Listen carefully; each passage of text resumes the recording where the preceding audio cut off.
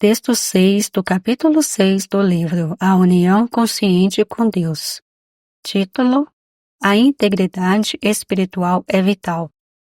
O erro, como assunto, deve ser tocado ligeiramente como o discípulo jovem, não o tratando em seus aspectos mais profundos até que ele esteja bem preparado para isso.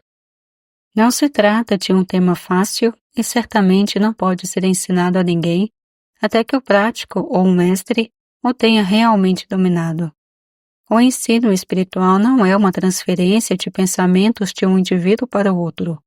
É a adoção da consciência que vem de Deus, e nessa elevação de consciência é recebido todo o conhecimento necessário. O mestre precisa ter o cuidado de jamais passar a um paciente ou um discípulo citações ou declarações que poderiam ser consideradas chafões, até que ele tenha demonstrado em certa medida a sua verdade. Não há nada pior neste trabalho do que frases e citações ocas. Em seu entusiasmo, muitos práticos tendem a responder com eloquência a qualquer pergunta que lhe façam. Oh, você sabe que isso não é real. Naturalmente, uma pessoa, ao pedir ajuda, não sabe que não se trata de uma coisa real. E além disso, se o prático tivesse sabido que aquilo sobre o que estava falando não era real, o paciente teria sido curado naquele momento, e o prático jamais teria se expressado assim. A maioria de nós faz muitas citações bíblicas ou metafísicas a nossos pacientes e discípulos, muitas das quais nós próprios ainda não dominamos. Na verdade, a autoridade para as nossas citações pode ser Jesus, algum mestre ou escritor metafísico.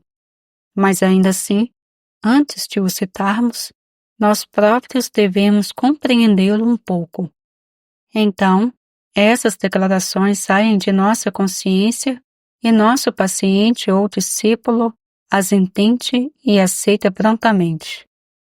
Do contrário, ele tem muita probabilidade de rejeitar qualquer declaração que façamos e que não demonstramos adequadamente. Foi Emerson que disse: "Vocês são trovões, de modo que não posso ouvir o que dizem." E essa é a verdade sobre nós. O que somos dentro do nosso próprio ser é tanto uma parte de nossa consciência que, se tentarmos expressar qualquer coisa que não seja realmente parte de nós, ninguém acreditará em nós. Suponhamos que eu declare como uma verdade espiritual: há somente um eu, há somente uma vida. E, no entanto, diante de uma situação qualquer, eu minta ou fraude um pouco. Para quem estou mentindo e a quem estou fraudando, já que existe apenas um eu? A quem eu estou enganando, já que existe somente uma mente e uma vida? Um ser humano bom poderia passar pela vida sem jamais fraudar alguém num único níquel. Mas isso não seria integridade espiritual. Seria apenas bondade humana. A integridade espiritual está à altura do entendimento que uma pessoa pode ter da verdade espiritual ao viver o ideal de Cristo. Isso não significa apenas viver uma boa vida humana, ou ser uma boa pessoa. O que quero dizer por integridade espiritual não é o bem humano, porque uma pessoa poderia ser humanamente perfeita e não estar à altura do padrão de integridade espiritual.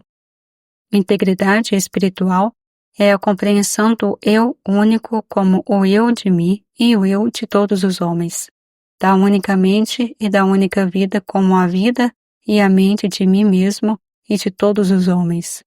Portanto, o interesse de um é o interesse de todos. Isto é estar à altura da integridade espiritual, porque é fazer o pensamento e a ação se conformarem ao nosso entendimento da unidade. Suponhamos que eu aceite espiritualmente o ensinamento de que tudo o que o Pai tem é meu, e depois tenha inveja de uma pessoa pelo que ela possui. Neste caso, eu estou violando minha própria integridade espiritual. Não estou causando mal à pessoa que invejo. Ela não é absolutamente afetada por isso. mas eu estou violando a minha própria convicção de que tudo o que o Pai tem é meu, porque não estou agindo sob a minha convicção. Eu sou um hipócrita. Em uma palavra, a vida é única, mas, ao mesmo tempo, estou subdividindo a mim mesmo e a pessoa que invejo, engano ou fraudo. Em outras palavras, integridade espiritual significa viver de acordo com o Sermão da Montanha. Abre aspas. Portanto, tudo o que quereis que os homens vos façam, fazei-o também vós. Fecha aspas. Mas a razão para viver o Sermão da Montanha não está no interesse de ser um bom ser humano, mas porque você compreende que o outro eu é você e que você é o outro eu.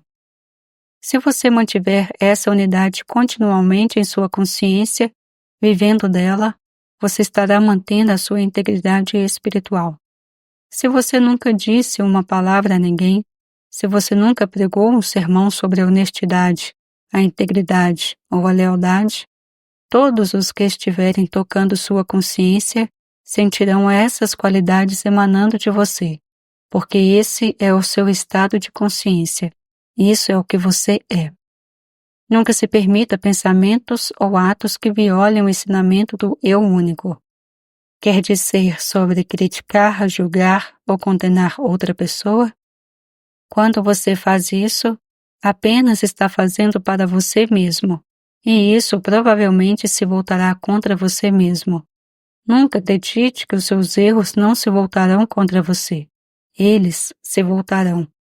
Ao julgar ou condenar alguém ou alguma coisa, você está violando o seu próprio entendimento de que existe somente um, e na realidade está julgando e condenando o seu próprio ser.